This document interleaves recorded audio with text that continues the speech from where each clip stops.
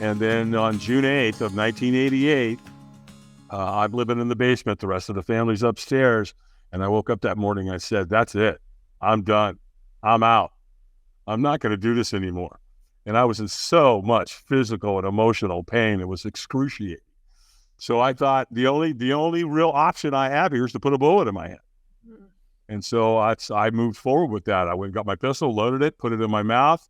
And all of a sudden it dawns on me. You know what that's going to do to those 3 kids? Because you're going to be dead, but they got to live with it, pal. You can't do that. Stop. Find another way. There's got to be another option here.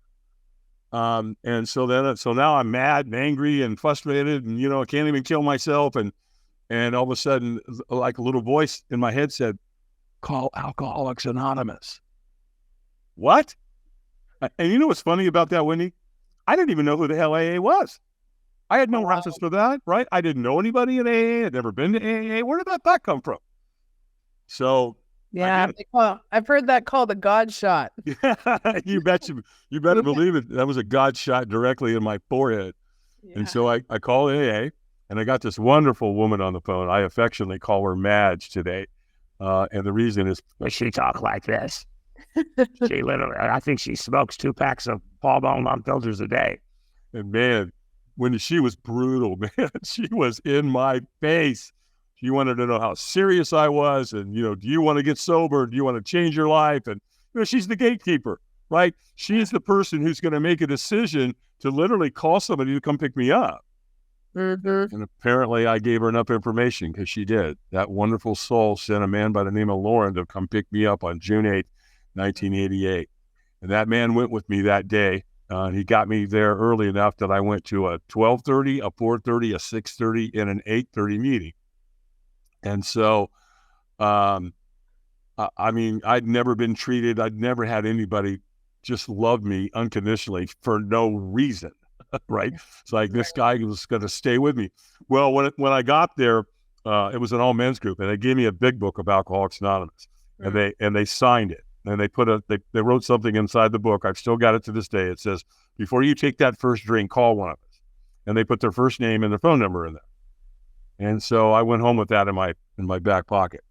And the next morning at 8 o'clock in the morning, my phone rang. And I'm like, hello. And he goes, hey, it's John from AA. How you doing this morning? Real enthusiastic. And I'm going, how do you think I'm doing? I want to kill somebody, literally. And I might start with you calling me at 8 o'clock in the morning. And John's, you'd have to know John. He's like, yeah, I hear you, man. He's an old veteran in AA, right? He knew what was going on. He goes, yeah. He goes, listen, man, we exchanged numbers. I know where you live. You told me last night. He said, look, man, I'm going to come pick you up. Let's go to breakfast, and I want to take you to an AA meeting. What? Who are these people? Yeah. What in the hell is going on here? This tough love, unconditional. It's what AA, I believe, is one of the most beautiful organizations on earth. Yeah. Because these people were loving me, because I certainly wasn't capable of it in that moment, that's for sure. Yeah. So he came and got me, and 2 days turned into a week, and a week turned into a month. And once I got to a month, they gave me a little medallion, and it said 30 days sober. And then I got one for 2 months, 3 months, 6 months, 9 months, and then 1 year. And of course, this last June 8th of 88 was 35 years. Well, what happened is that when I was getting sober, I got introduced to the personal development industry at the same time. And the reason that happened that way is because I've got insomnia, and I'm up late at night all the time. I can't sleep. My sleep patterns are all over the place. Well, there I am one night, 3 o'clock in the morning, watching an infomercial, and there he is, Mr. Enthusiasm, right?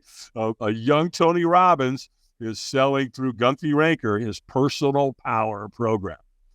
And I couldn't stand it.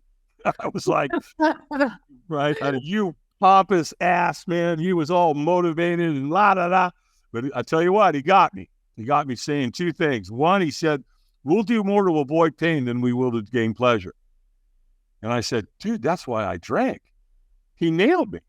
And then he said, the way human beings make decisions is we make them out of inspiration or desperation. And I thought, whoa, I'm pretty desperate. Maybe I break out the American Express card. I spent $179 in 1988 and bought his personal power program. And so they sent it, they sent it to you. And it came on these little white things when he called cassette tapes. Yep.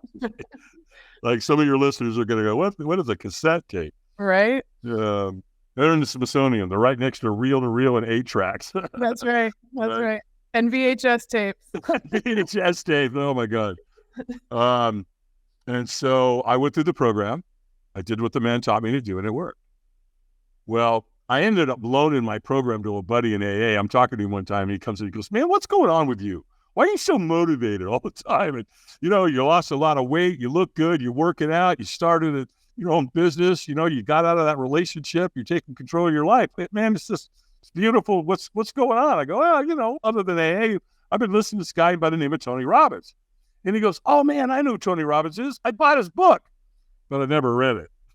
I went, oh, good job on that. I said, well, look, I'll loan you my program, but you got to promise me you'll go through it. I'm not going to give it to you unless you make a commitment. He goes, dude, if you'll loan it to me, I promise I'll go through it. And he did. Well, 7 years later, right? This is all happening in 1988, 1989. Well, now we're in 1995. Dan calls me on the phone and said, dude, hey, did you know that Tony Robbins is coming to town? I'm like, no clue. He goes, dude, we got to go. You got me into this, man. Go with me. Will you go with me? Yeah, I'll go with you. He goes, great. Let me call you back. That's all I needed to hear. So he calls me back like an hour later and he goes, done. And here's what we need to do. Or what they told us to do, I should say. He said, well, bring a good attitude and be ready to play full out. I said, Dan, how much was the ticket? He said, $695. I said, $700? And you're asking me if I'll play full out? Okay. Yeah, I think I'll do that for $700. I mean, what's that worth today? 795, like 7.2 million? I don't know. Right? And then he said, bring snacks and drink a lot of water. Bring water and snacks with you because you're going to spend a lot of time in the room. What an understatement that is. And I said, okay, great. And so he's getting ready to hang up. He goes, oh, wait, by the way, I forgot to tell you something. We're going to be doing a firewalk. And I remember thinking, oh, well, hell no. You may do a firewalk, Dan, but I'm sure it's not going to do any firewalk. That's not going to happen. Well, this is all going out of my head. I'm not saying anything to Dan. I don't want him to think I'm a sissy, right? Yeah, right. And I said, oh, yeah, sure, Dan, firewalk. Yeah, real interesting. Great. Yeah. Hung up the phone. I'm like, oh, no, that's a hard no. We're not doing that. That's insane. And you know what's funny about that? I don't know what a firewalk is. I was going to say, I don't think I would know. I didn't. Yeah. But it had fire, it had walk, and, fear's controlling my life and had been controlling my life up until this point. And so that's a hard no for me. Well, we get to the event. Tony takes the stage at 2:00 in the afternoon.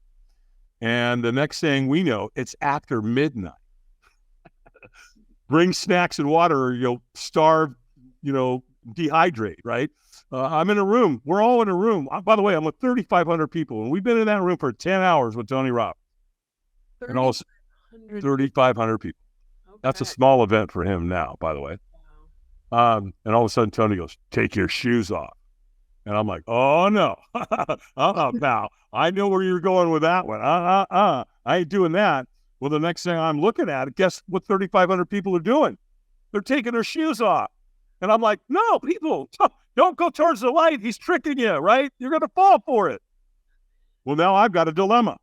What am I going to do? Because if I don't take my shoes off and go outside this big parking lot, everybody's going to know that I'm the sissy in the group.